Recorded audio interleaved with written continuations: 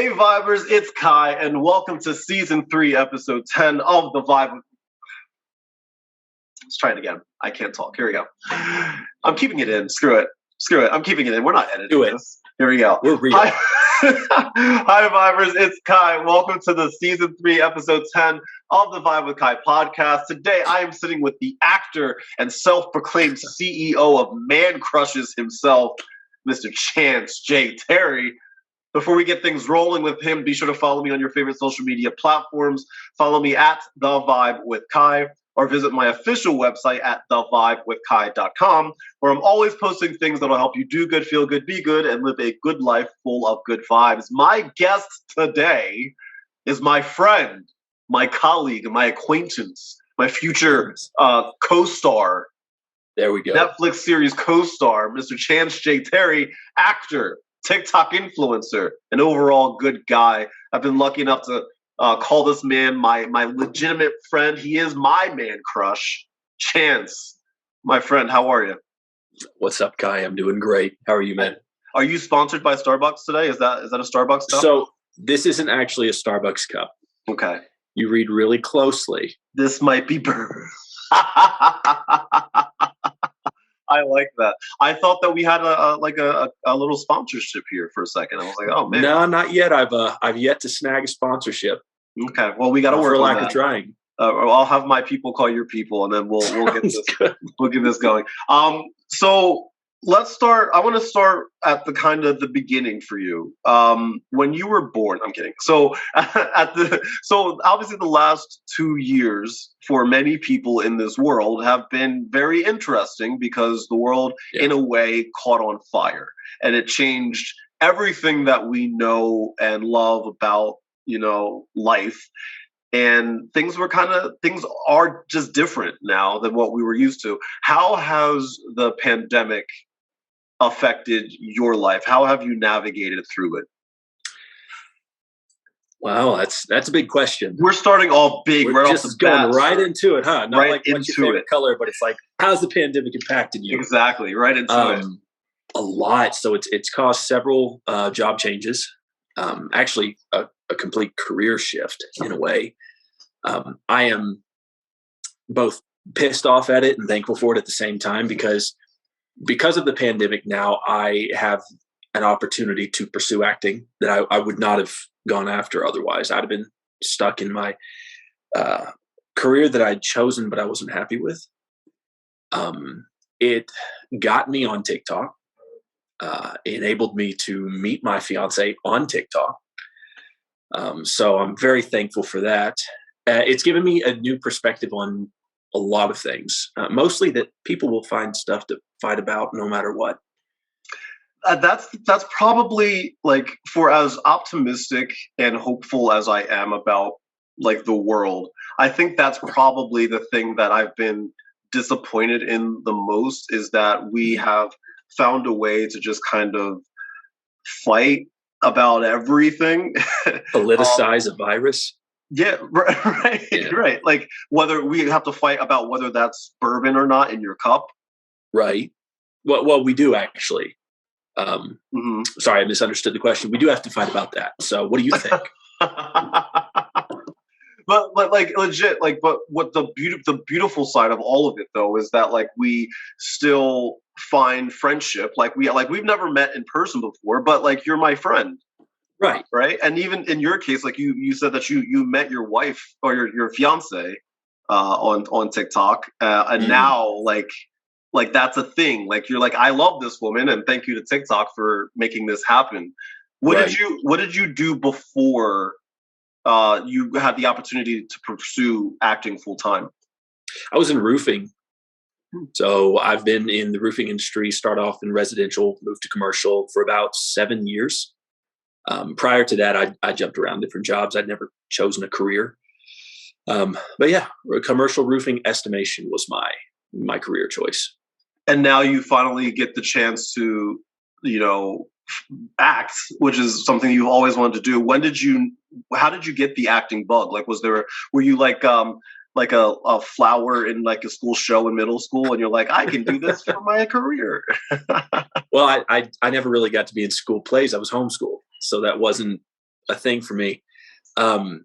Low key, always wanted to do it. Never pursued it because I considered it a fool's errand. I thought, everybody wants to act. Everybody wants to be Tom Cruise or Brad Pitt, but so few make it. I'm not gonna waste my time, basically. And then about 3.5 months ago, I started doing my man crush videos. They're very new. I think I've done 22 so far. So there's a lot more to go. But I did one for Jeffrey Dean Morgan, plays Negan on The Walking Dead. And I had seen him on a couple of things. The most exposure I'd had to him was on Supernatural as John Winchester, the father. So anyway, I did my video on him, nothing on it. I'd done like 4 or 5 at that point.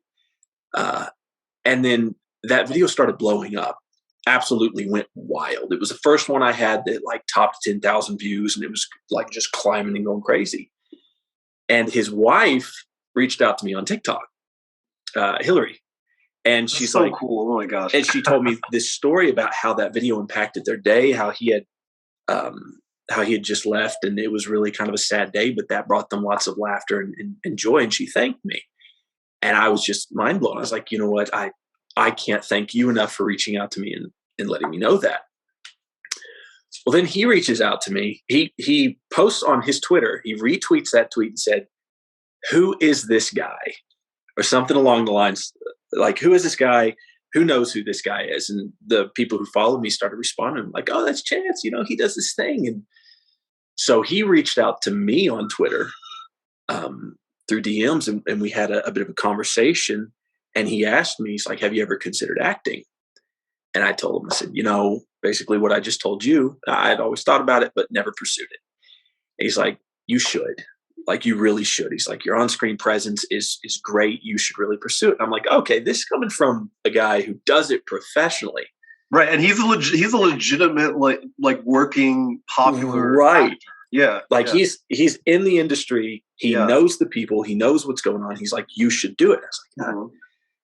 And at the time, I'm going through a lot of personal things, like with my family, and it's just it's a long story, but it really felt supportive and very just like I had someone in my corner, right? Like, and reassuring, I'm sure. Yeah, it felt like someone was telling me, "Hey, chase your dreams, bud." And so I talked to Chasten about it. I'm like, "Hey, I think I'll put one foot into this. I'm not going to dive head first, quit my day job, but I'll put a foot into this." And she thought it was a great idea. And so there was a director that was following me on TikTok, still is. His name is Jay Arnold, great friend of mine now, helps me so much. And he reached out to me. He's like, "Hey, I hear you're interested in acting. I've got a part that you can audition for." I said, "Okay, great." So I auditioned for the part. And Jeffrey Dean Morgan had told me, everybody calls him JDM. I'm just going to call him JDM.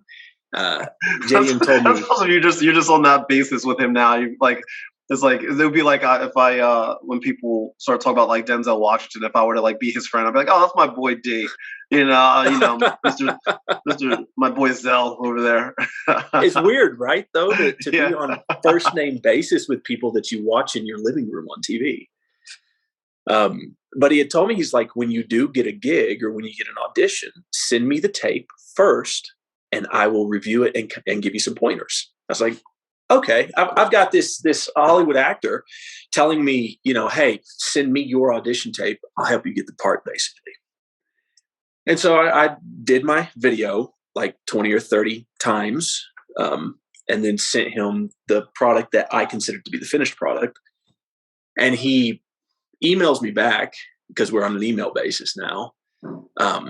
He emails me back a video of him while he's filming the last season of Walking Dead in his trailer with his Negan gloves on. And he's walking around filming a video, like talking to me.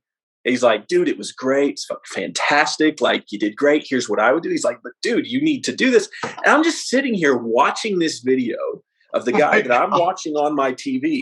Like, because Chas and I were like in the middle of a huge Supernatural marathon at that point. Sure. This guy's in my living room and also talking. I'm just mind blown. I can't even like remotely imagine what it's like, especially because he's like on set as Negan. Like I Right. feel like the only thing missing like was his bat, like Lucy, like just He kind of wasn't like. carrying Lucille. I wasn't disappointed, but I was like, oh, if he was carrying his bat, this would be so iconic. Right. So he sends me that video. I critique my video. I send it back to him, and he continues to like ping back and forth with me for videos. And it's just very surreal having a friend like that. And he every once in a while he'll pop up on my Instagram or my Twitter and comment on something and be like, "Oh, I just like stalked your page and went through all this." He told me that he's like, "I just stalked your Instagram page," and he's like, "All your videos are great." I'm like, "Is this real That life?" is so cool. Yeah, it's fun. He's a very busy man. So yeah. like we'll email back and forth. Once in a while he'll just email and say, "Hey, just checking like what's going on, bud?" And I'll talk to him and tell him, I've auditioned for this part, or I'll randomly email him, say, "Hey, I auditioned for this part. I want you to let you know I got it. Thank you very much for your influence." And so that is what, like you asked what bug bit me. That's what bug bit me. Yeah. That's incredible. Like, especially to know that you have somebody like Jeffrey Dean Morgan just not only like on your side and advising in a way, but also like he is rooting for you, and he's in my corner. Right, and that has to be one of the most reassuring things in the world, because and I totally get what you were saying about pursuing performing as a could be considered like a fool's errand, because like it is really hard to break through, right? And even even working actors now, like it's hard for them to continue to like find work sometimes. And sometimes we have to take these small victories in order like to keep us going and to keep us motivated. So to know that you have Negan on your side, just being like, "You got this, kid," like that's awesome. It's a huge shot in the arm. And then the other, oh, sorry, God. No, go ahead. I was going to say, like, one of the other things that you have on your side is that a lot of people have been comparing you visually to a actor known as Henry Cavill, aka Superman, aka The Witcher. Like he's a pretty legit, good-looking man, and he's been getting some love. Yeah. I tell you, that happens. It's happening a hell of a lot more frequently than it used to, because my following has jumped. Sure. I don't know what the hell. Deservedly so. Deservedly so. Well, thank you. But that happens about 3 to 5 times a day now. People make a comment or people make a video, and for the first time, I saw the comparison like a week and a half ago. I'm laying in bed late at night. Jasmine's already asleep, and I'm just scrolling through TikTok, and somebody posted, there's a total thirst trap account for Henry Cavill. It's a fan page, and all they do is somebody say thirst trap. Did somebody say thirst trap? I might know what was that? About that. Was that you interrupting my thirst I trap? think so. I think I know what you're watching, sir. I'm kidding. But they post just strictly Henry Cavill content. Yeah. It's a very dedicated fan base. They have a huge following, and naturally, I follow them. And one of my people tagged me in a video, and it was Henry Cavill with shorter hair, and I'd never really seen him because, like, the Superman, he's got longer flowing hair, but not like Thor long. And then in The Witcher, he's got long white hair, so you don't really see him with short hair much. And for the first time during this interview, he turned side profile and smiled, and I was like, pause. I'm acting like I have a remote, but it was on my phone. I was like, pause. Holy crap. And then I went and got a recent video that I had taken where I had a similar angle, and I paused and I screenshot both of them, and I held them side by side and went, oh my gosh, they're right. Holy crap. Like, I'd been excusing it, going, no, this 1,000 people that have told me this, they're all wrong. This can't be the case. And I'm sitting there looking at it going, did my ego just get really big? Like, it's terrible. I'm sure it's a humbling experience to know that. And I mean, I've often gotten compared to, obviously, Mr. Darius Rucker, Mr. Hootie and the Blowfish himself. And like some people like think I get annoyed by it, but I don't, because like Darius Rucker is a talented, handsome gentleman, right? And so like I'm like, oh well, like I can see it, I can see why, and like I'm like, I'll take it, because it could be worse. There are worse people to be compared to. I'll take Darius Rucker, you know. Yeah, I'll take it. Okay, miss. I'm gonna start calling you Cavill. Cavill. All right, Darius. Call you Cavill, or just Rucker. Just call you Rucker. just call me Rucker. That's it. So like that could be like our code name for each other. I think so. I think that's what we need to do. Yes. Now good. You have new projects that you're working on that you announced on TikTok. Can you talk a little bit about the ones that you're allowed to talk about? Yeah. So I can talk about them all. Just I can't divulge a hell of a lot of information about some of them. First of all is the Lineage series, which was the first part I secured. And it's not a spin-off of Supernatural, but it exists within the same kind of storyline. I have a part in that. They're supposed to start filming the trailer next week. Sadly, I'm not going to be able to make it down there because, work. But in January, I'm actually going to be at the ESPN convention in Dallas to do promotional stuff for the show. Yeah. So that one's going to be fun. I play an angel, but a fallen one, so it really fits my whole MO. And then the next part, the Jay Arnold, the guy I was talking about earlier, his movie is called Shoulder Dance. It's a rom-com, and it's really fun. I've read the script. It's super great. I'm very excited to have the part I have, which is tiny. I'm like a guest at a party, and I have like 3 lines, but yay. But that one's supposed to start filming, I think, late next year. Mm-hmm. And then there's Abaddon, which is a 8-part horror series. I think it's 8 parts for now unless they get picked up for more. And I have a really great kind of staple part in that. Mm-hmm. So I'm like from episode 1 on. And that's awesome, man. Get that bag, sir. Get that bag. About that. That's awesome, man. I don't know what platform that's going to be on, but from what the creator is telling me, it's going to be on some pretty good ones. So, which I can't say where because I don't know yet. And then I've auditioned for this week. I auditioned for 2 additional parts. One is a huge movie, like full-length feature film, going to be in theaters, life-changing part. I don't know if I'll get it. I'll find out in like 2 weeks on that one. And then I find out in 3 days on the other one. Dude, how you must feel, because especially knowing that you have wanted to do this, and to have this kind of success as you start off, it must feel good, right? To know that you have this going for you right now. It feels fake, honestly. It does not feel real because everything that. Sorry, my neighbors are being loud as shit upstairs. Oh, I can't hear anything, so you're good. Oh, you can't? Good deal, because they're like banging pots and pans. They sound like they're having a kitchen fight. No, I can't hear anything. It's it feels fake. It does not feel like it could be real because, everything's like filming next year, so it's all like 8 to 9 months out, which is fine. That's to be expected with projects that are in the making, but I just keep expecting to wake up from it. And I have not benefited financially from any of it yet, which is okay. But once I actually start filming and with the parts that I may be getting with the financial aspect of them is life-changing. I can't even imagine. It's insane to me. I'm sending you all of the good vibes here because I'm rooting for you.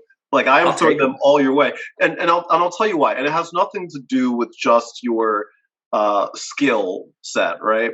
You're also just like a genuinely good guy, right?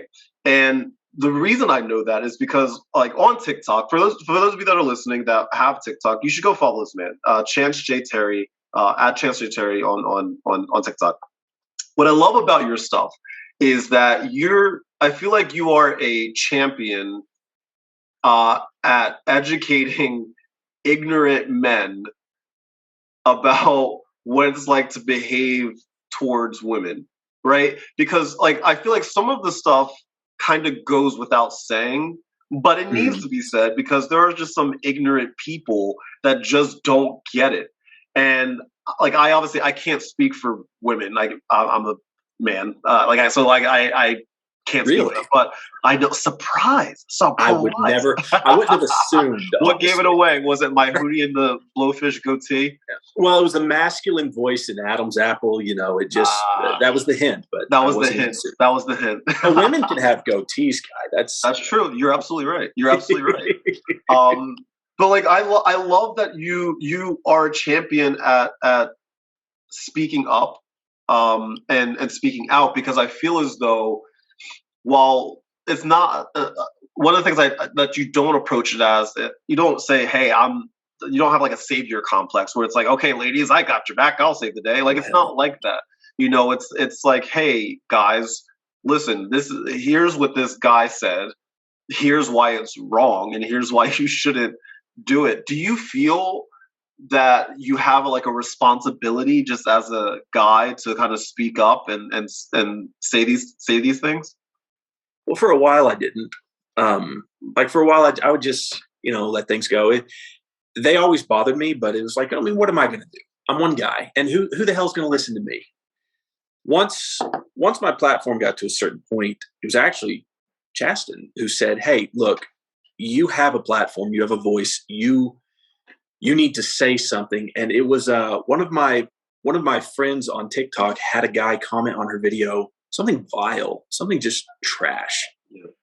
and that's when really the responsibility kind of set in because I thought, you know what, this is my friend.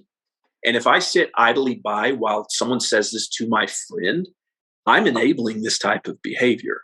So I made a video and I was like, hey, look, as a man, I'm saying this is not okay. Like, this is a terrible, hurtful thing to say. And it's not at all okay. And I've made videos in the past about, you know, how to be better towards women and how to, approach women or treat women in a relationship and not, treat them as your inferior. And that stemmed from being treated as an inferior in a relationship. So I didn't really feel responsibility with that. I just felt like it was something I wanted to say. Well, maybe I did feel responsibility. I've always said if I feel like it needs to be said, I'm going to say it. To hell with anyone who doesn't want to hear it. They can block me. Yeah, I was gonna ask if you ever get nervous, like so, like if you ever like film it and you're like okay, I'm about to push send on this, and I know that this topic is it could be divisive, kind of speaking up. Do you ever get nervous before you hit that publish button? Oh yeah, oh yeah. Almost every time that I have a controversial opinion, I tell myself, and I say it out loud, I'm like, this could be the one that cancels me from the internet. And No, you I did have, that. You did that for yourself when you were talking about Reese's Pieces. oh gosh, I didn't think that was a joke. I didn't think that would get the attention it got. I wake up the next morning and the response video to that has like 70,000 views. I'm like, who the hell cares? It's funny. It's funny because it's funny because I actually don't eat them because I have this thing against peanut butter. I think it's disgusting. We won't go there. But Sure. I think it's disgusting. So, but when you put that out there, I'm like, oh, this is going to trigger some people. I just know it. I know it, and it sure enough did, didn't it? It did, and I felt kind of bad for the lady who commented that the first one. There have been many people who commented, but the first one who said, "I say Reese's Pieces, and you can like waller in your wrongness," or something like that. And it was clearly a joke, and it was lighthearted. And I did a response video to it, clearly a joke and lighthearted. And the response videos we got so many views, but people actually went after her like aggressively and angrily. And I've had that happen to several videos lately where I will respond to somebody's comment or something. I did that. There was a lady's video. She said that just because he seems like a nice guy, he's not. And so I responded to it. And I was like, you know what? Hey, she's not completely wrong. Not attacking the lady in any form or fashion. And she ended up taking the video down. And I think a lot of people, and it might not have been people from my video, but a lot of people went after her just angrily for saying that. I'm like, people, don't hate, educate, man. It's just right. That's people hard. just get so angry. That's hard. I totally get what you're saying there, because I know I have to be careful whenever I respond to, like, especially if I make a video response or a duet or stitch something, especially if it's from somebody that doesn't either have as many followers, or they're not creators. They're just like people that just like the app. That I always have to be mindful that even if I disagree with whatever they're saying, that like my followers can get very defensive, like very protective, I mean, of me. And I will never ever say, hey, go, dox this person or go attack this person. Like I will never, ever, ever say that, no matter how bullshit of a person they might be. But I have to be mindful. So there's been so many times that like I will respond in my head, or I'll film a response and just not publish it, because I'm like, man, this person has like 10 followers. And I just know that like, and all the videos on their page are of like her and her children, and I'm like, I disagree with what this person is saying, but I'm not going to do this to them. Like my platform is pretty big, and I know that like these people will come out and like attack this person. And I'm like, I can't be responsible for that. Yeah, I agree. Mostly. Right. I've had a couple of videos pop up on my For You, and people have started tagging me in pretty misogynistic content. Sure. And they're like, take him down. Do you know who Drew Afuelo is? I don't think so, no.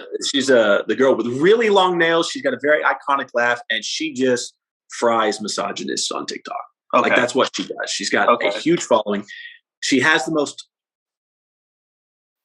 passionately aggressive following I've ever seen. I kind of lost where I was going with that. Oh, she straight up fries these guys. Oh, okay. And does it from a mean standpoint. And she's like, I'm mean. I know I'm mean, which is fine. It fits her. If that's what she wants to be known for, that's okay. I don't ever want to be on her radar though. And I do. Wait, I know. Does she have short hair? Or she keeps it up a lot. Oh no, you're thinking Chelsea Hart. That's what I'm thinking of. Oh, that's what I'm thinking of. Yeah, because like she's the one that like speaks like she has like a very. He did not like this. Yes, her. Yes. Yeah. I like her a lot. Yeah, I followed her forever. Now she is an equal opportunist roaster though. She does not just go after men. Right. She goes after men, women, and ideals that she disagrees with. Right. Which, for the most part, I agree with. Every once in a while, she'll come up with something. I'm like, sure, no. Sure, which is okay. Yeah, that's fair. Yeah, it's fine. But anyway, kind of backtracking. I don't prefer to be hateful. I will call out people's bullshit. Basically, there have been a couple of videos come across my timeline. My timeline was this Facebook. I know. I was about to say. And they've just been super terrible and hateful towards a specific group. Like, did you see the Zach Stacy thing going around? The ex-football player who like assaulted his. Oh, I saw that. Yes, I did. So I did a video to that, and I'm a no holds barred guy when it comes to like. Sure. Assault. And that video was all I remember watching it in awe. I was like, oh my goodness. Good Lord. And part of this was because I was triggered from it because of past experiences, but I got so mad. Like I was sitting here like fuming. It felt like steam was coming off of my head, and Chas is like, make a video. You need to get this out. Make it, because I was sitting there telling her, this is so terrible. Somebody needs to do something. She's like, make a video. Like, make sure people know about this. Again, I keep losing track of where I am. This is an issue. I have severe ADHD. I will lose track of that. You are perfectly fine. Well, we were talking about how you don't want to be mean, I guess, in a way hateful towards people. Yeah. Yeah. Well, I fried Zach Stacy. Like he does not deserve composure and, me to hold my cards to my chest. I laid them out on the table. And then there's deservedly so. Like that was awful. Awful. To me, that's an appropriate reaction. Yes. Mm-hmm. And after that, people started tagging me in other things. And there's this guy who makes really misogynistic jokes, and I think they're half true to him. So I did a reaction video to his stuff, but people keep tagging me, and I'm like, I'm not just going to keep relentlessly going after this guy. I'll do it once, call him out, but that's about it. Mm-hmm. But I try not to do a hell of a lot of that content because that's not what I want to be known for. And it's difficult. It's hard to have a versatile type platform where that's not all you do. Yeah. That's the hard part because like sometimes you find like this really unique like niche, like this little pocket. You with your interrupting thirst traps. Right.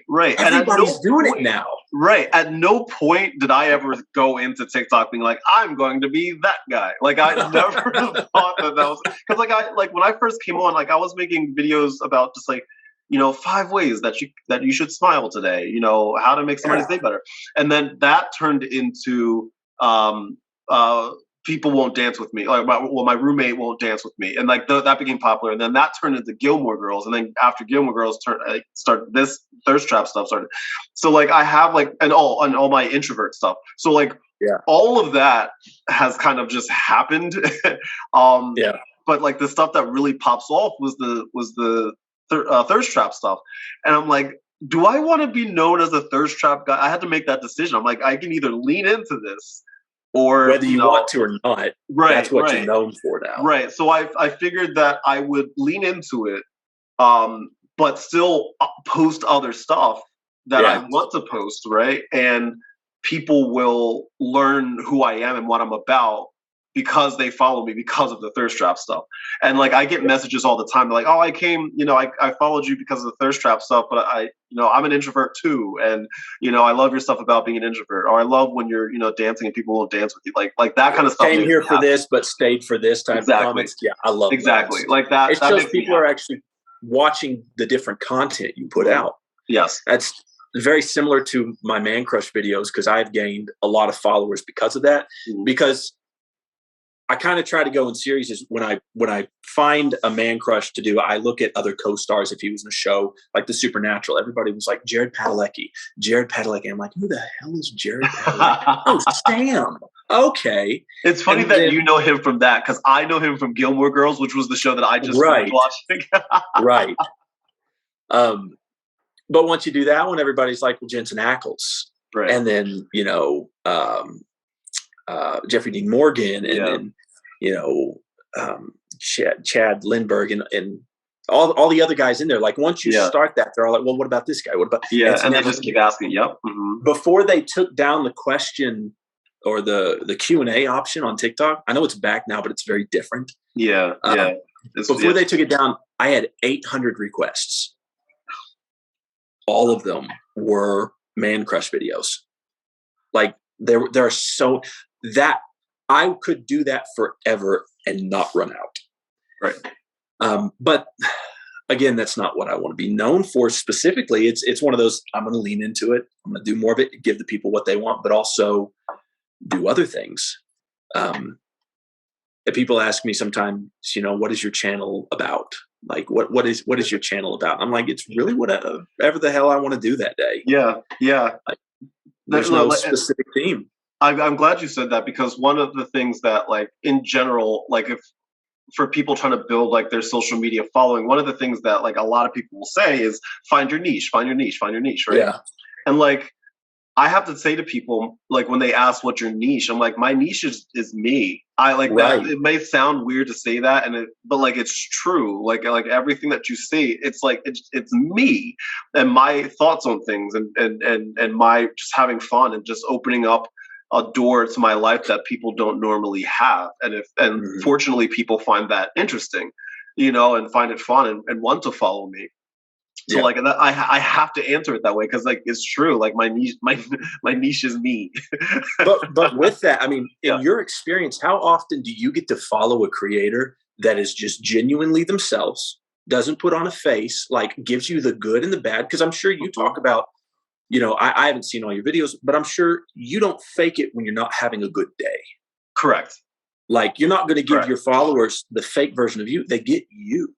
Yes. And yes. That 100%. genuine like character that you present is what attracts people to you. So I have people ask me all the time, how do I build my following? And I'm like, damned if I know. Like, I don't even know how I got here. But they're like, well, what did you do? I said, honestly, I just told my story. Yeah. I was myself. If I had a thought and wanted to express it, I didn't really worry about it. And I just expressed it. Like the thirst video that I was telling you about, I filmed a video in the shower the other day because I had a thought. I saw that, yes. You saw that. I did see that, yes. I set my phone up on the top of the shower and I listen to music while I shower. I was doing that and I had a thought. I'm like, if I don't film this right now, the way I want to say it, how I want to say it right now, I will forget it. And I thought, should I, turn off the shower, step out? I'm like, no, I'm not done. I'll just film it, from here up. And I did. And that's just kind of my theme is I don't care what I look like. I don't care if I just woke up, if I'm dressed or in my robe or what. Like a lot of the videos I film is like, I'll roll over and go, well, that's an interesting thought. Grab my phone, film it. My hair is messed up. I barely got my cup of coffee and just make the video. And so many people relate to that. Absolutely. Cause I think people can see through bullshit. Oh, and like I see a lot of TikTokers and Instagrammers that are just not real. Like I mean, don't get me wrong. Like we all put out curated content, obviously, right? Because that's what we do, right? But like I think there's a difference between being fake curated and being genuinely curated, right? So like people always ask me like, oh, Kai, you're always in the, great mood. Well, not really, like I am a human being. It's just, I have this ideology that moods are contagious. So like there's plenty of times when I'm like sitting in my room and I'm just like sad and I'm like, man, what did I do wrong here? What did I do? Blah, blah, blah. But, and if I find something, that I think people can get something out of it, then I will film, like hey, this is how I'm feeling today. I'm not feeling great. I do it more so on Instagram than on TikTok. But I'll say, hey, I'm not having like a great day today. This is why. I don't have the answers. I don't know what comes next. But this is how I feel. This is why I feel this way. And to your point, people relate to that more, in my opinion, than like just the bullshit. Like, hi guys, I'm Kyrie, and I'm having a great day. Like I don't ever want to be that person ever. Well, it's the whole Instagram lifestyle paradox. Like you look at everybody's Instagram profile and you think, wow, am I the only one without a perfect life? Right. Like, am I the only one who ever fucking gets sad? Like, what is wrong with it? Really gives you a complex of what is wrong with me. And so, when you put out content like that, you're like, hey guys, I'm not having a great day. I mean, someone as positive as you putting out content that says, hey, even I have bad days sometimes, and I might not even know why I'm having a bad day. I'm just in a slump.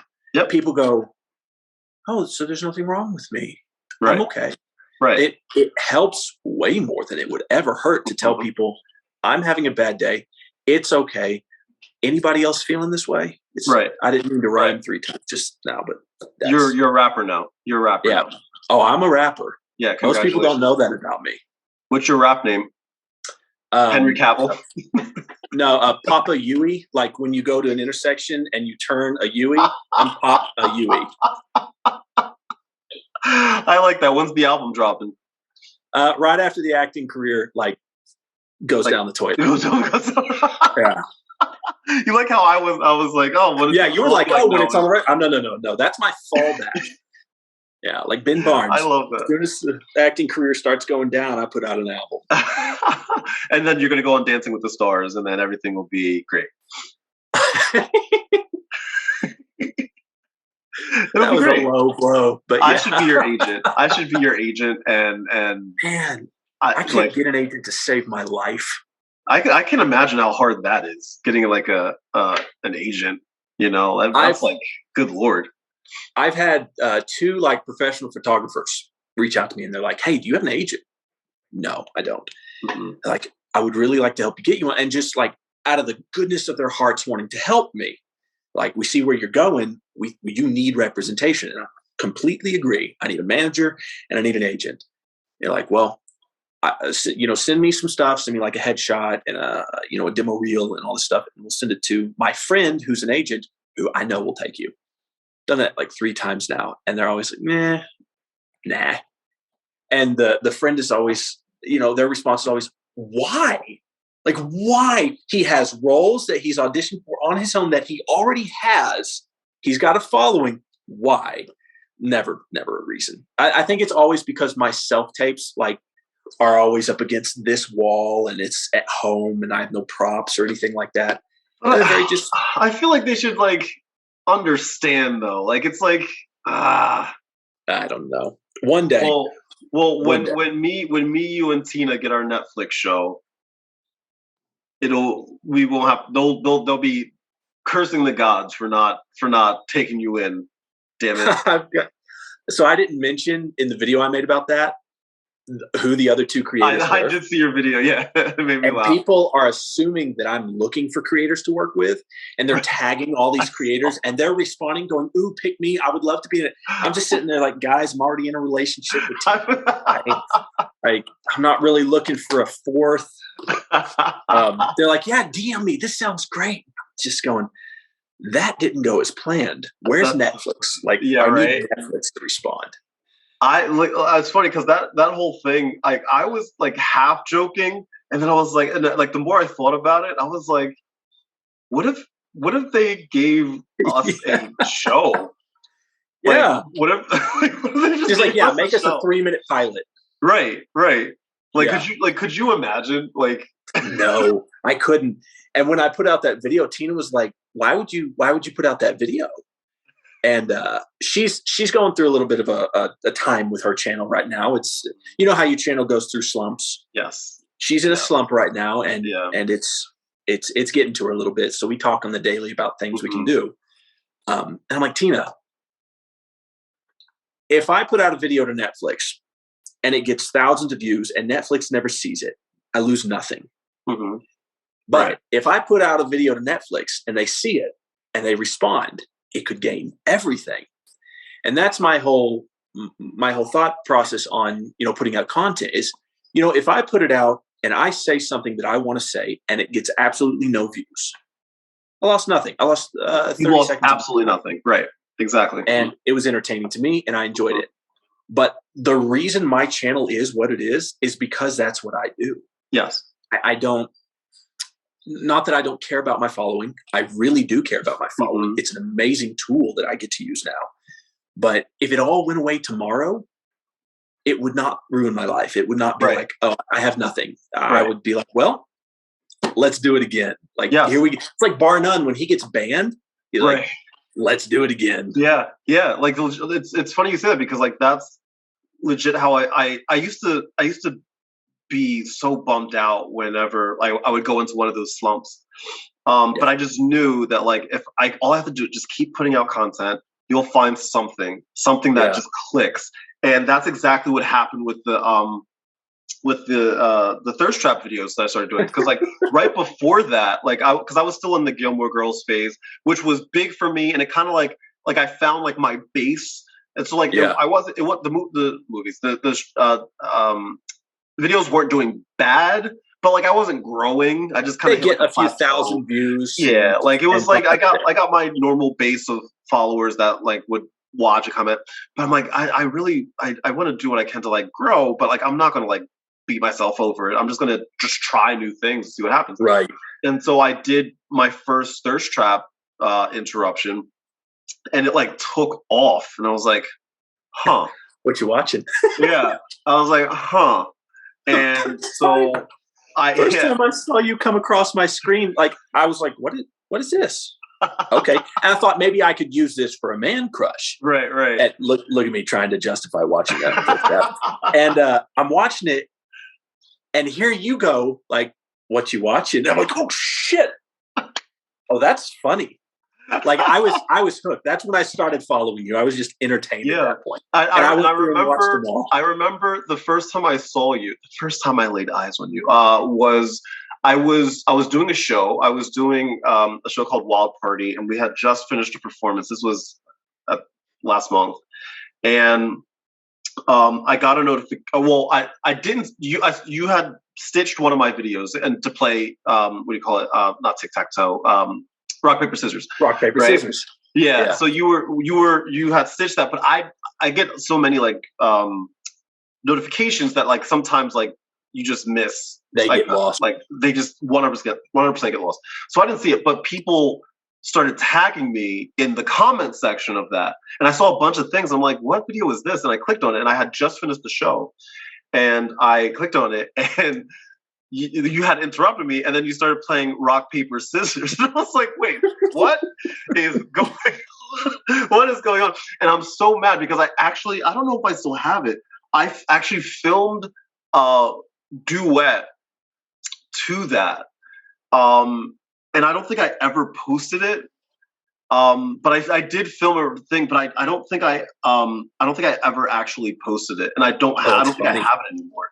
But I was so confused, and then I remember going through your page, and I saw that the rock paper scissors thing was just your thing. Like you would just play rock paper scissors. Yeah. I was also slightly confused, or not confused.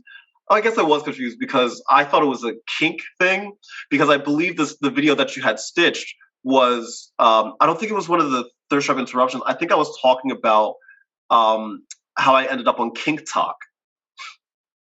I had ended up on Kink Talk, and I think that's the one that you interrupted. And so at first I'm like, oh, this rock paper scissors thing must be a kink thing. And so like I'm watching it a couple times, and I'm like, I think he's just actually playing rock paper scissors. Like actually, like there's no like there's no like kinkness to it. It's just you playing rock paper scissors. That's funny. Now, so prior to that, I think you were the first person I interrupted and played rock paper scissors with them. Prior to that, it was just like a nightly thing or a daily thing. Right. And I was like, how can I have more fun with this and involve more creators? Right. It's like, well, just stitch them. And I found you interrupting Thirst Traps. And I was like, I'll just interrupt him with a rock, paper, scissors. I will interrupt the interrupter. Right. And I've done that to several people, and they all love it. They all get a kick out of it. Right. Wait, this wasn't it. You had interrupted. You had interrupted the yes. This one with Justin. Yeah, it's just me. Actually, it's me. No, it's and I think there was another one too that you had interrupted, but that like made me laugh. I was like, "Who is this guy? Where does he get the ass to interrupt my interruption?" And I've been a fan ever since. I'm like, "Oh, this is so cool." I like this guy. That one was one of the most fun videos I've had making. That was fun. One of the video that I've had the most fun making. It was just I think I'd been drinking a little, and it was just I'm just going to go for it and do it. This is his shtick, but I'm going to steal it. I got in so much trouble over that one. Wait, why? Women in my comment section were like, "Stop interrupting our thirst traps." And I'm like, I was referred to me. Oh no. And so that's why I haven't done it again. That's so funny. Yeah, people get legitimately mad. They do not like it. Mad. They do not like this. They do. And wait, can we talk about real quick how epic our last Sunday live was? It was me, you, and I didn't even know I could do half of those impressions. I was not expecting that at all, because I was like, "Oh, let me hop on for like a couple seconds, whatever." Yeah. And we just kind of just naturally, just all three of us just kind of like just clicked. Well, the fact that you and Tina writing me about it. The fact that you and Tina had so much in common, like, didn't hurt. I'm sitting there going, well, this is no longer my life. That's I know. cool. I felt so. Wait, can I tell you? I felt problem. so bad, especially, and I'll tell you. I'll tell you exactly what I felt because I was going to write you after I saw that because you had posted a video later that night being like, "Hey guys, I'm sorry if I missed any of your comments in the live tonight." Blah blah. And like, I was like, I feel so freaking bad.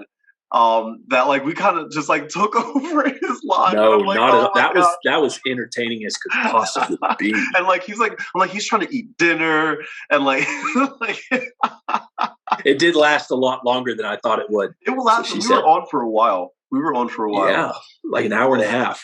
Yeah, that was. I wasn't expecting to do that or for any of that to happen at all. No, and people like were saying this is the best thing I've ever seen on TikTok. Yeah, I love it when that's the vibe. Like when the crowd is having such a good time. Yeah. You just keep going. Yeah. So, no, that worked out. That worked out well that night. That was fun. That was a fun night. And that was when I decided I'm like I need to get Netflix or Hulu, somebody to give us like $50,000 for a pilot. Yeah, we'll just make a 3-minute pilot. Let's fly out to each other. We'll do an SNL type, just sit side by side type of thing. Yes, and just come up with a shtick. Yeah. So I don't know if you write all of your stuff down. Mm-hmm. I've spoken to Tina, and she has a literal library of like content that she has done for characters and stuff like that. This is my little black book. This is where all of my content goes. Yeah. I very recently started writing my stuff down, and I have some questions for you. Ooh, I'm ready. I'm nervous. You're in my little black book. Ooh, I'm ready. So I think we've already covered what prompted the thirst traps. Yes. It was just kind of a random happenstance thing. Yeah, just kind of random. Yeah. My question to you is, what do you hope to accomplish with your TikTok platform? Because it's pretty big. Yeah, it's bigger than I ever thought it would be. I think that I want to continue to use it as a springboard for the other things that I want to do in my life. So like I would love to my ultimate goal, I would love to be like a late night talk show host or like a cast member Saturday Night Live, like that kind of stuff. I would love to like do that. So if I'm able to continue becoming like an influencer and growing this platform to promote my other platforms like Instagram and YouTube and kind of grow myself up to a point where I can be self-sustaining successful, that will help me as I pursue the things that are not in my control, like movies and TV opportunities and stuff like that. That's the goal. Yeah, once you put out there that you're like wanting to do that, you'd be surprised how many of your following are people in the industry. Yeah. Oh, absolutely. I have not sought out a single project that I'm part of. They have all come to me. Yeah, that's the cool thing because I've met so many really cool people. Even from the Gilmore Girls side of things, I've interviewed some cast members from the show and crew members, and like we're like on like a texting basis now. Like I can like text like the costumer from Gilmore Girls, and say, hey, what's up? What project are you working on? So like that kind of stuff. Like it's really cool to meet those kind of people. So hopefully I can continue to use that to my advantage. That's really cool. And I like the direction you want to go, especially we're kind of going in the same direction. Yeah. Which is weird. I never would have thought that'd be a direction I would even go in, much less like encourage other people to go in. Yeah, right. So we've already covered that and your dream occupation, which was my next question. Yeah. How long have you had your podcast that we're doing here? So this was 100% a pandemic podcast. So I always wanted to have a podcast even before it was cool, because I love interviewing people, and I also don't shut the fuck up. So I would love to like I have a lot to say sometimes, and I wanted just a way to vent, and just get things out and learn from other people. Yeah. So I've always had a blog. I've had a blog for years, but I got lazy and I was tired of having so much difficulty writing what was in my head. I wanted to just speak it. So once the pandemic came around and I was home all the time doing absolutely nothing because there was nowhere to go, everything was shut down. Right. I I'm like, okay, I'm gonna do it. I'm gonna just start a podcast. I have no idea how to do it or what to do. And now we're in season 3, which is crazy, you know, That's to awesome. know that. Yeah, and I've interviewed so many incredible people, you know, TikTok people and Instagrammers and YouTubers and real life like stars. I interviewed the guy. He was the producer of New Girl and 30 Rock. Like I interviewed him. Like it's so crazy. Like that these people like. I was like, I'm like, hey, do you want to be on my podcast? And they're like, yeah, sure. I'm like, do you what? follow Zoe Deschanel on TikTok? I do. Okay. Yeah. I would like. Yeah. She would be a dream get. She would 100% be a dream get. Really, really would. Yeah. How many listeners do you like get to see your analytics on your podcast? Yeah. How many listeners you have typically? Yeah. So I put out the podcast on like multiple platforms. I put it out visually just so people can see it, but it's not that I don't promote the visual side of it. I just like when people are able to like see us interacting and stuff like that. So I do put that up on like YouTube and Instagram. But from the audio side, I have about, I think it's up to 600 subscribers now. Wow. And I only get the Spotify and Google stats. I don't get the Apple stats. Right. But at minimum, I know that when I put out a podcast episode, at minimum, I'm out of those 600 people, like over the course of the 3 days that it's published, I know that majority of those people are going to listen to it. Which is nice, and it continues to grow, which is freaking awesome. It just like it hasn't stopped yet, so like that's been really nice. That's really cool. Yeah. Mm-hmm. How many TikTok violations do you have? One. You got one. One, but how it was from you get a TikTok violation. I know. So it wasn't even from a video; it was from a comment. No shit. Yes, it was from a comment that got like removed for gratuitous something. I don't know, but the comment was it was on a person's thirst trap, which the video was live. Like the video was going. So and the man's penis was like pretty much out. Like it was out.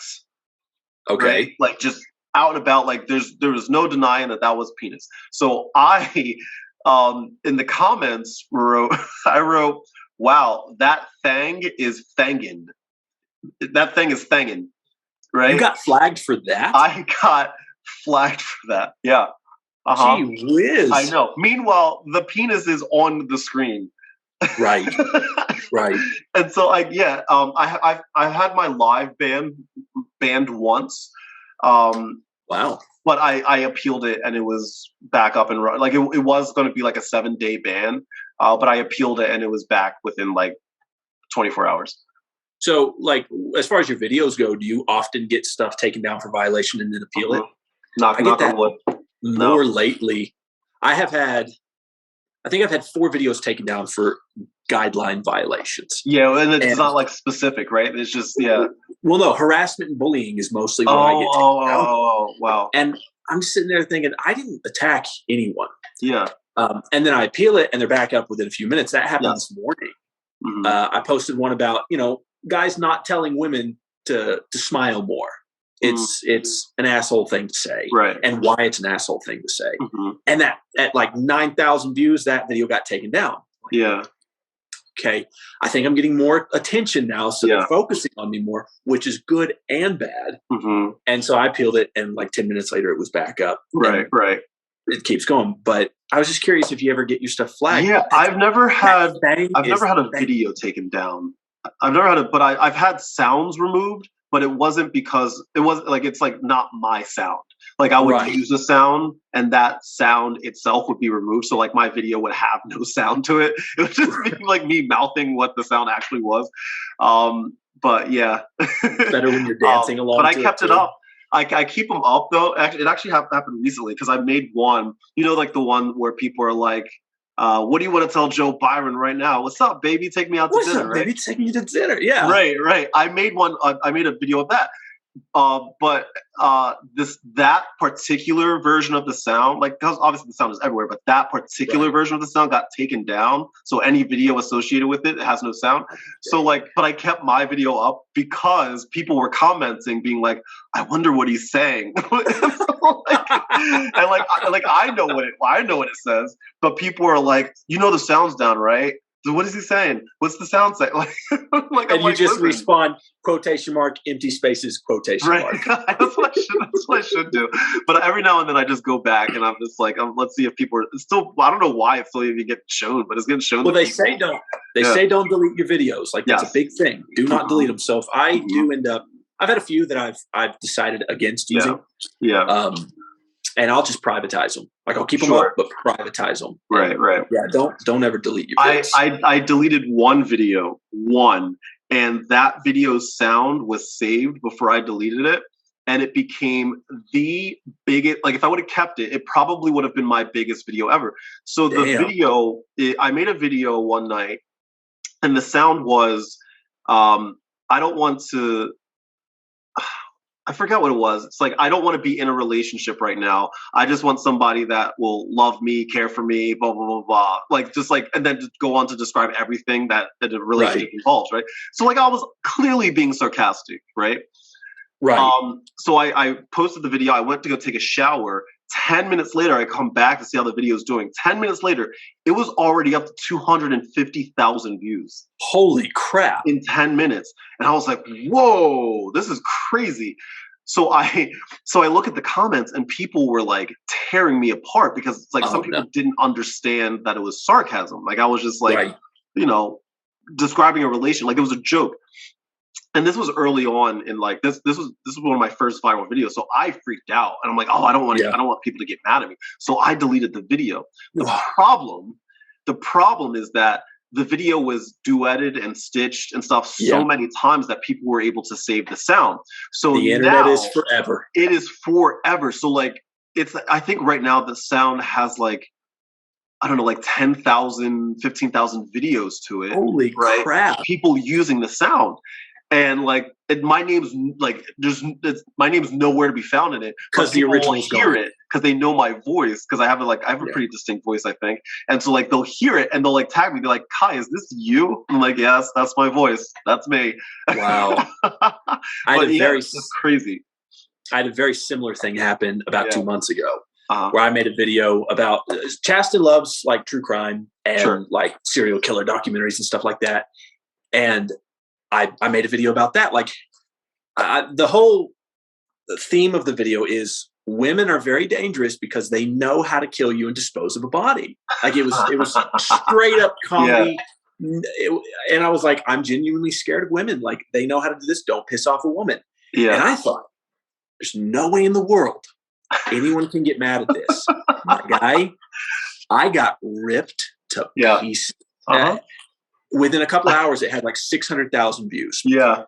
And all it took was one person to comment this, and it was a cascading event of just let's shit on Chance Day. And it was like, we don't watch true crime and serial killer documentaries to learn how to kill people. This is a typical white cis male view. Oh, no. We watch them to learn how to protect ourselves. Oh, gosh. To which I look at my lovely fiance and I said, "Hey, am I wrong?" Because I trust her opinion. I'm like, "Am I wrong? Or does this not make any fucking sense?" Right. And she's like, "If I want to learn to protect myself, I'll take a self-defense course or buy a fucking gun." Like, right. You're not going to learn how to protect yourself. You're going to learn how to react, not how to proact from that. And I'm like, okay, there are things you can learn. Sure. Hands down, there are things you can learn. But to attack me is really not attacking the problem. Right. And I deleted that video.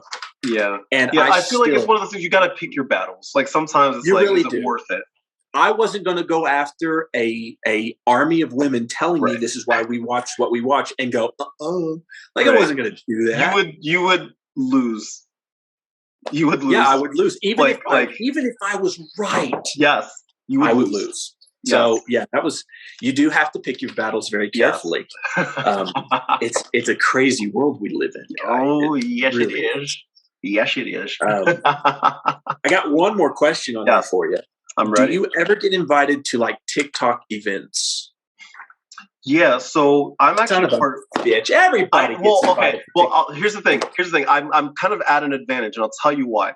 And it's because I'm black. Now, I'm not just throwing that. I'm not just saying that as a joke. It's legit. So hold on.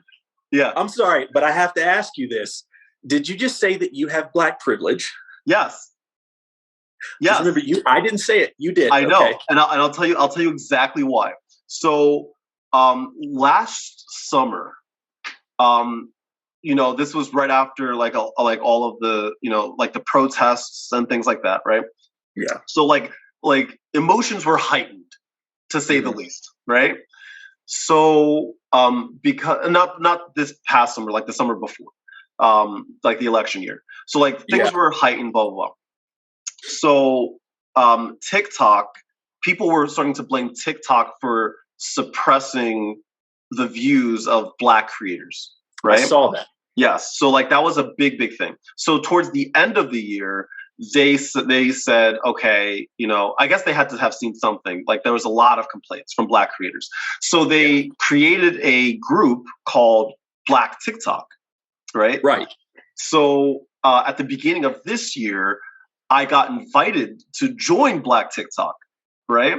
And what it is that it's like a group of like the biggest black creators on the app, and we get together and we talk with TikTok, like TikTok management, and we talk about things that we see, how things are going, blah, blah, blah. And so they have events and gifts and stuff like that they give to black creators, like t-shirts that say like, Black TikTok and blah, blah, blah. Wow. So most recently, I couldn't make this because I was at a previous engagement, but do you know the artist Khalid? Yeah. DJ Khalid? No, that's DJ Khaled. Yeah. Shit. No, this is I know. Different I was guy. trying to be hip and cool and up to date. Yeah. I don't. Yeah. No, different guy. But Khalid. Like, so this guy Khalid, he's like a really popular like black singer, right? I feel like I know some of his songs. You would probably, if you were to look him up on like Spotify, you'd be like, oh, this guy, right? Like he's pretty big. So this past Wednesday, during like we meet maybe like twice a month, and we always have like guests, and they do like webinars and things like that to talk. Like we had a webinar a couple weeks ago that was talking with a marketing firm, talking about how to get branding deals and things like that, right? Right. So usually it's like an informational type of thing, but they decided to surprise us and give us a pretty much a free concert, like an intimate concert with Khalid. And I'm so sad because Khalid is actually my number one artist on my Spotify Wrapped play. Like really? Spotify, like I love him, and I could not make it, and I was so sad. But yeah, so I do sort of have like a black privilege because, and they send me stuff, and they invite me to things like that. Yes, so I do have a black privilege. Yes, that's awesome though. Yeah. I have seen a lot of videos about them suppressing the views of black creators, and honestly, I follow everyone. I've never had an issue with it, but then again, I'm not going to have the same issue as everyone else. But I do. If enough people are saying it's an issue, I'm going to go ahead and believe it's a problem. Yeah. So like my thought on it was that I never ever thought that TikTok was purposefully suppressing black creators. Like there's a lot of people out there that really truly believe that. I don't. Okay. I think it's just the way that the algorithm is set up, whereas most of the more popular creators on the app are white, right? Yeah. Especially like the younger ones, like Charlie and like all of the other big ones. Some of the firsts. So what ends up happening is, like, especially with the dances, a black creator will create a popular dance, and somebody like Charlie will do it. Yeah. And so Charlie will get a lot of the credit, and for making it popular mainstream TikTok wise, even though it was already popular on Black TikTok, like and the credit was never going back, and so like once Charlie does it, all the other big white creators would do it. So like everything else would just kind of get naturally pushed back down. Well, so that was the issue. The big issue with stuff like that is, and I saw this happen so many times with Black creators, no credit was ever given to the original. And that, I mean, can you imagine, man, that you kind of can, because you deleted the original video and now you don't get all that credit for that sound. But can you imagine making a dance or a sound or something and Charlie doing it and getting hundreds of millions of views or 100 million views and nobody ever even knowing you're involved? And then you tell people, this was my sound. This was my dance. I did this first. And they're like, yeah, whatever. You're just chasing clout. Right. But it destroy. For one thing, it fucks with you mentally. You're like, well, how can I ever get ahead on this app if people can just steal my shit and never give me credit for it? And that's what the general complaint was. Now, fortunately, like I still think it's still like an issue, but not nearly as big as it was, because I think people like Charlie have done a better job at like crediting, but like even they got called out then, once. it's like it's still tough, because like if Charlie does something, like they're just going to be like,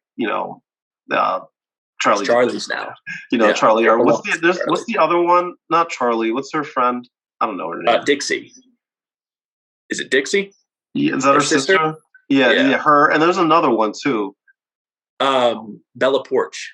Yeah, Bella Porch. Yeah. She's like super duper popular as well. Yeah, like super popular, big in Japan. And I can't even imagine what it's like to have all of those followers, because I have like 600K, but like I can't imagine what it's like to like if I were to be like I have 15 million followers. Or the Call Me Chris lady, or the Call Me Chris. Yeah, she has like 23 million. Yes. On like both accounts. Do you follow both of her accounts? I do. I'm a sucker for Call Me Chris. So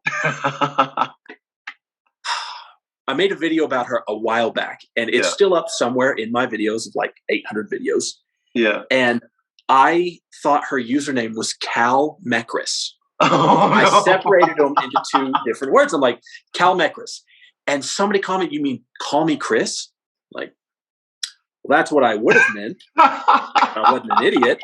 But no, to me, she will always be Cal Mecris. Oh my God. She's great. She's great. She's one of my favorite creators. Yes.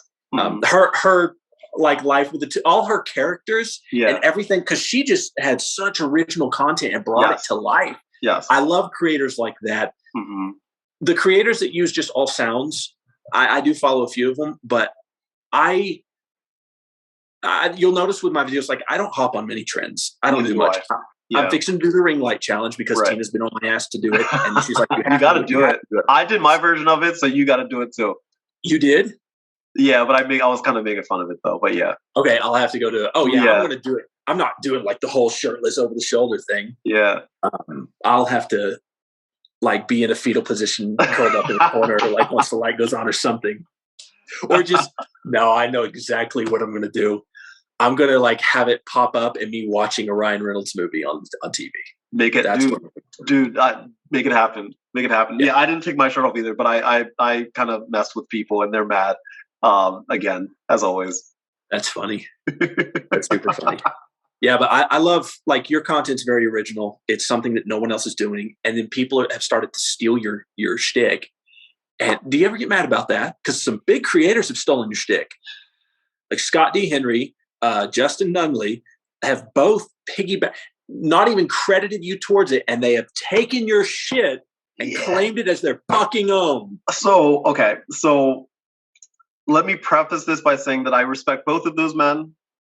I do. I like what they do. I'm about to get myself in trouble.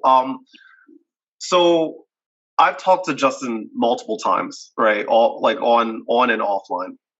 Right. And I'm not gonna lie, when I saw him interrupt a thirst trap, I was a little disappointed with it.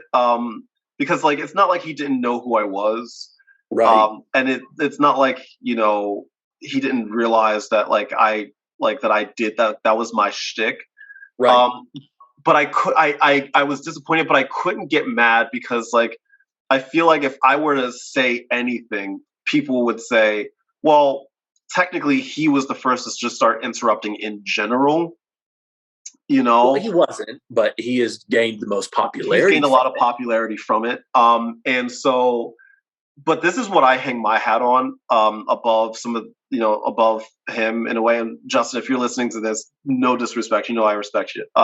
Like I do, he knows that, him and I both tell it as I'm still on the fence, Justin. I'm still on the fence. Yeah. He's been nothing but kind to me. But like, I do hang my hat on the fact that like I'm not just that. Right. Right. Like I if I were to stop doing thirst trap interruptions tonight, I still have other things that I can like rely on. Which please don't. They're very entertaining. Well, I have fun doing it, and I love the response. But I don't need it. Right. So and then with Scott D. Henry, once again, like we follow each other. He knows who I am. Mm-hmm. I've only seen him do it once. If he were to continue to do it, then I'll, him and Justin, like I've only really seen them only do it like once or twice. Right. If they started doing that a lot, then I'll be like, okay, all right, hold please. Right. Hold the phone. Hey guys, we're gonna have an issue.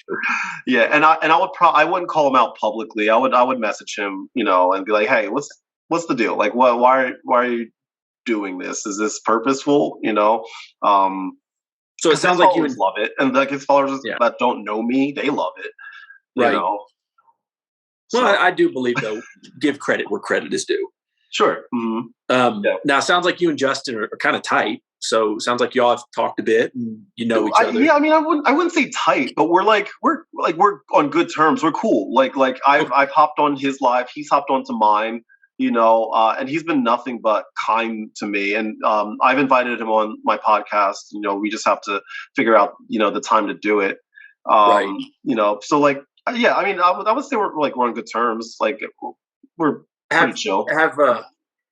Has anybody come up to you about his older content? Okay, because someone did that to me the other day, and see, I was because after I duetted the video with you and him, or stitched it, like a lot of people were like, "Hey, this guy's terrible. He's a racist. He's against the LGBTQ community." I always have trouble with that. I'm working on it. But anyway, I went back and looked at the content because they'd sent it to me, even though he had already taken it down. Internet's forever. So they sent it to me, and I watched it. I'm like, okay, yes, these are insensitive jokes. Agreed, 100%. And then he releases an apology video for it, which I thought was just gold star. Sure, of him to do, because he didn't have to do that. Correct. And I'm just curious as to how you addressed that. Right. So that's one of the things that I wanted to actually talk with him about on my podcast, because I do have questions, right? Because he has since apologized, but he also, in a way, from what I've seen, when I've seen him on lives of other people that are within that crowd of people that the good old boys. You know what I mean? Yeah. So when I seen him on lives there, he kind of behaves a little differently when he knows that there's not a whole shit ton of people watching. You know what I'm saying? So so I do have questions, and he did say to me, because I was like, I would love to have you on, and he's like, you can ask me anything you want. I don't there's nothing off topic. If we want to talk about it, we'll talk about it. And I do have questions, but I think from the times that I have spoken with him, he's a genuinely good guy. And that's the vibe I get. Yeah. I think that one of the things that we always I always, when it comes to cancel culture and things like that, I think it's really important that we always allow people the chance to grow and learn, ask questions, and ask questions and just listen. You don't have to agree with everything. You don't have to follow him. You don't have to whatever. But what I don't want is for people just to be mad just because. Right. I feel do your research. If you don't like what he has to say or what his beliefs are, that's fine. It's okay. He's allowed to feel that way. We all are. You know, so but I do have a bunch of questions I want to ask him and kind of pick his brain about that, because there are some moments that I'm like, okay, you did do a really good apology, but like now I kind of get the sense that you don't really give a shit, right? You know, and like it's not even just like the racism stuff. Like there's a lot of people that have called him out on, mainly interrupting, women, in his videos that that he hasn't really addressed yet, so I would love to talk to him about it and just have a conversation. And if anything, clear the air, and people can watch it and be like, "Got it. I understand." Right. Which you're in a unique position to be able to do that, because you have a platform and you would be one of the offended parties. Like me having a conversation about that with him would do very little.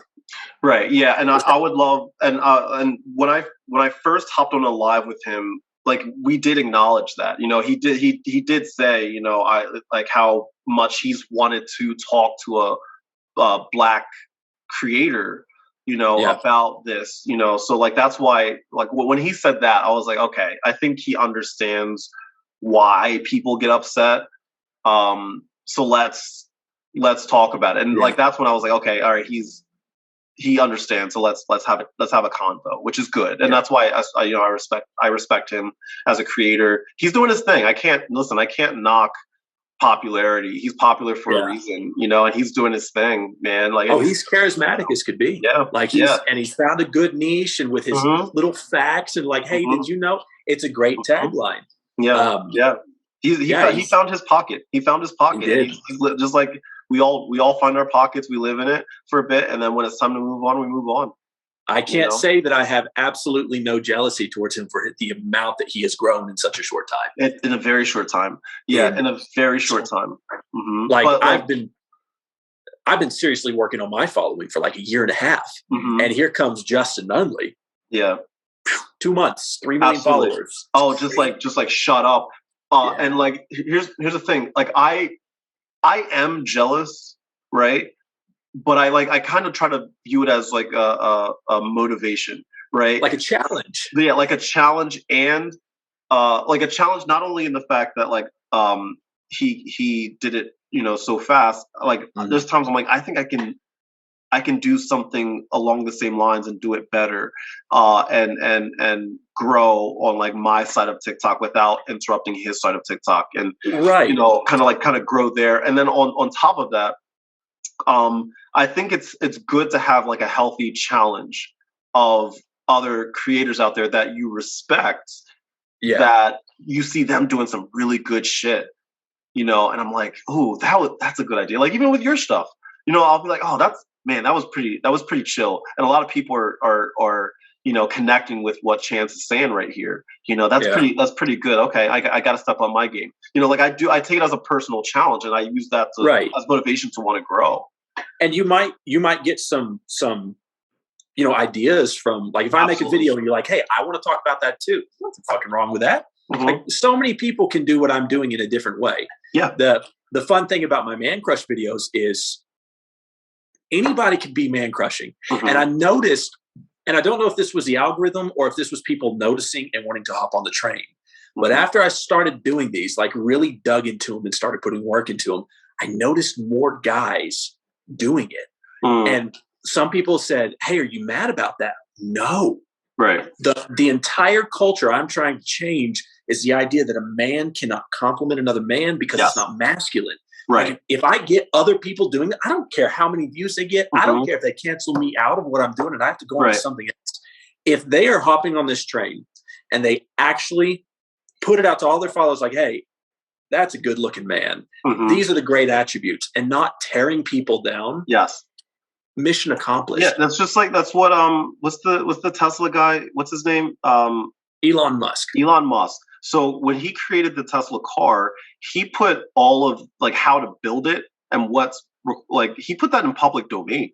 And the reason that he put that in public domain is because he's like, my car is eco-friendly. It is the future, and it's going to save the world when it comes to like resources. He's like, why would I keep this to myself? If somebody else can create this, that means that there's more cars out there that are saving the world, that are not putting out, awful emissions and things like Right. that. Like that kind of mindset is great. Like shit, awesome. Or some lady across the world can improve on it. Yes. Like there's always, once you release things out into the public, so many people have different ideas. Mm-hmm. I had that happen to a video the other day where I put my cereal coffee in my milk, or my cereal milk in my coffee, and it was Lucky Charms. And so the Lucky Charms milk that I had left over, my brain was like, don't just drink this, put it in your coffee as a creamer. And I had a Lucky Charms cup of coffee. That video went really wild, where I failed. And what would have taken that video from great to legendary was nowhere in that video did I say it's magically delicious. You missed out. Dude, do you think about, does that keep you up at night? 10 comments a day, at least. Why didn't you say magically delicious? But then I got to thinking, I left that out, which has compelled so many people to say something. Yeah. Which has driven it to the For You page, which has driven up the views and the comments, the shares and the likes. Like, can you not believe this guy didn't say magically delicious? I'm sitting there thinking that's actually accidentally genius to not say that and piss so many people off. And now they feel compelled to tell me how wrong I am. And I'm just sitting there like, you watched the video. Listen, I sometimes I'll just cause chaos on purpose, just knowing full well that like people are going to like have an opinion about it. And I just sit back and I'm like, oh, I love it. Like I put out videos sometimes, like it's just me. I go into my bathroom, I point my camera at the mirror and I say, quit your job. End of video. You'll if you go in the comments, I don't comment on nothing. Yeah. Nothing. Has like 1 million views. People are just like, I can't quit my job. I'm gonna stay at home, mom. People like you broke the bear. Like legit. And like I did a similar one last week. I think it's up to like maybe like 300,000 or 400,000 now.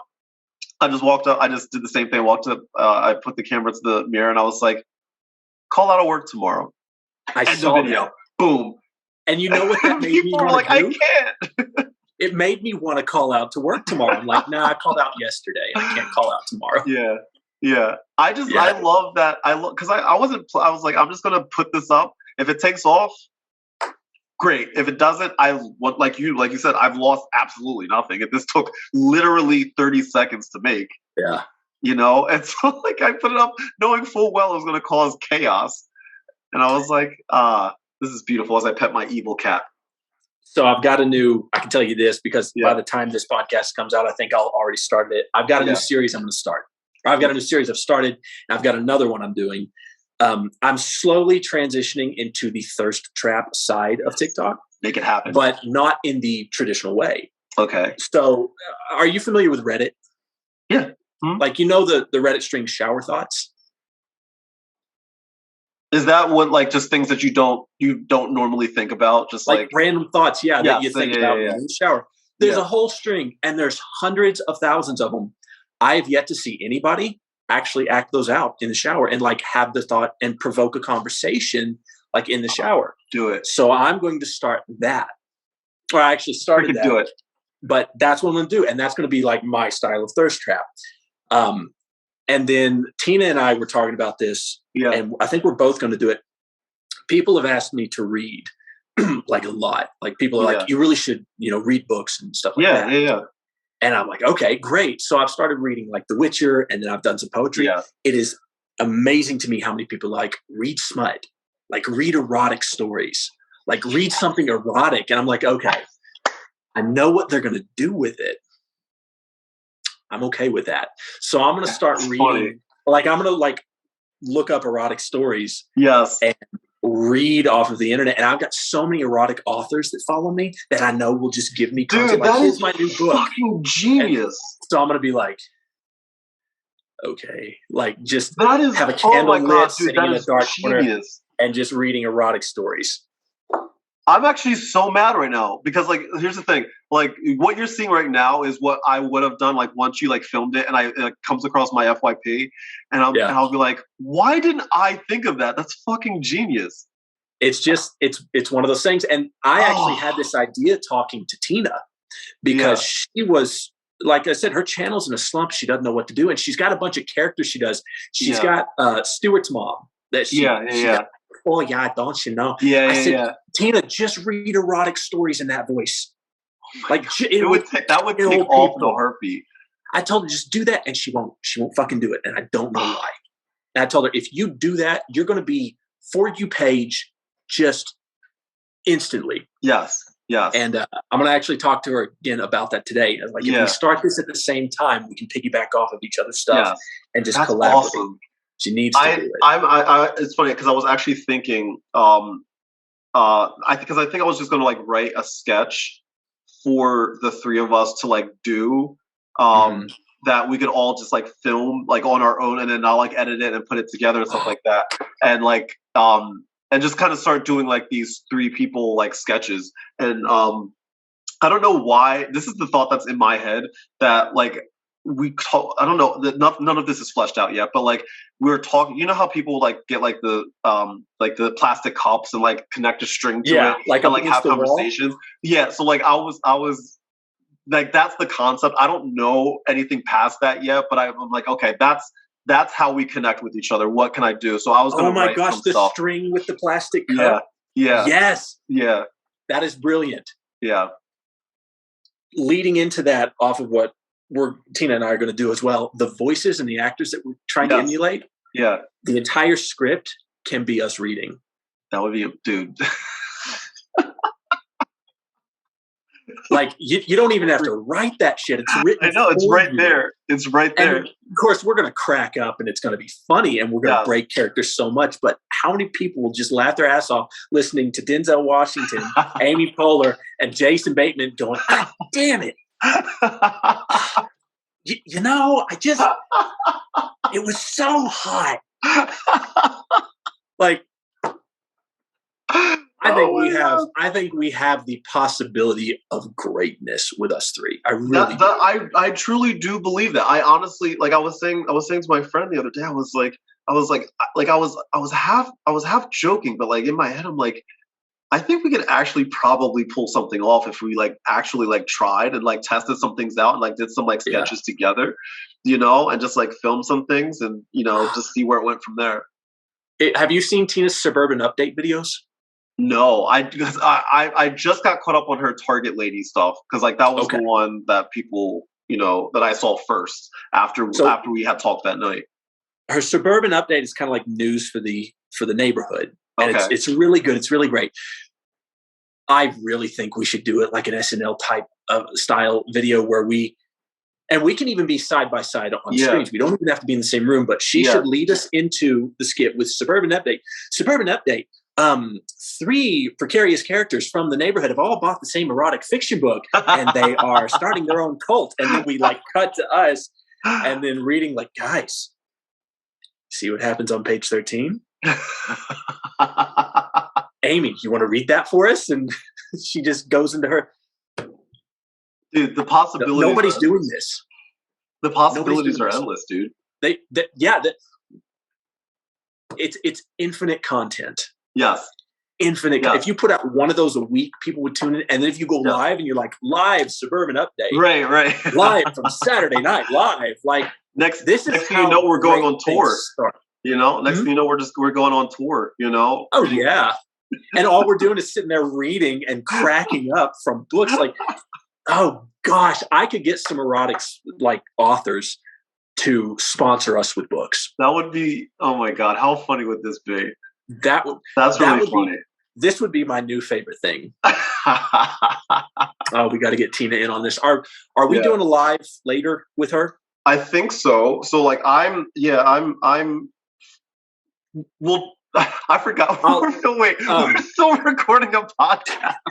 I totally forgot. I'm just having a casual conversation with my friend. So hold on. This is what we'll do. Let's wrap up here and then we'll chat. Sir, you're amazing. I like how we're like almost in chat for like 30, 40 minutes, call it a day. Yeah, I don't even know how long we've been here.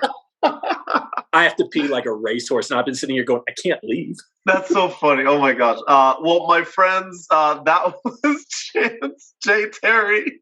You got to listen in on our daily conversations would be like if we the chaos that is me. I love it. I don't think we stayed on subject at all. Yeah, but that's okay. That's what we do. That's what we do. Yeah. Friends, if you like this man, which I'm pretty sure you do, go follow him at Chance J. Terry. You will not regret it. He's a funny man. And he has a lot. He might be like a future like superstar. So you could say that. Working on it. Maybe. He might be like the next big thing. And you could say, oh, I've been there since the beginning. You can say that. So follow him right now. And you can also follow me on your favorite social media platforms at The Vibe with Kai, or visit my official website at thevibewithkai.com, where I'm always posting things that'll help you do good, feel good, be good, and live a good life full of good vibes. My friends, thank you so much for hanging out with us today. Thank you. God bless. Good vibes. And bye, baby.